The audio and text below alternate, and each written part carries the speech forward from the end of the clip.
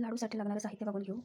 इथे मी घेतलं आहे 1 वाटी पांढरं तीळ, 1 वाटी गूळ, 2 चमचे ड्रायफ्रूट्स, 2 चमचे शेंगदाण्याचा कूट, थोडंसं पाणी आणि साजूक तूप. पहिले आपल्याला तीळ भाजून घ्यायचे आहेत. तीळ चांगले खरपूस भाजायचे, कमी गॅसवरच भाजायचे आहेत. तुम्ही बघू शकता आपले तीळ चांगले खरपूस भाजले गेले आहेत. चटचट असा आवाज येत आहे, याचा अर्थ तीळ चांगले भाजले गेले आहेत.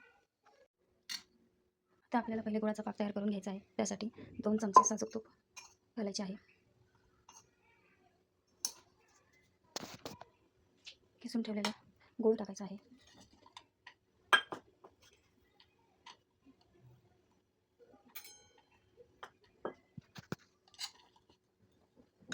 आणि 2 चमचे पाणी टाकायचं आहे थोडंसं.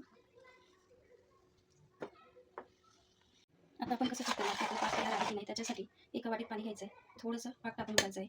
जर त्याचा गोळी होत असेल त्याची तर पाक आपला एकदम परफेक्ट तयार आहे.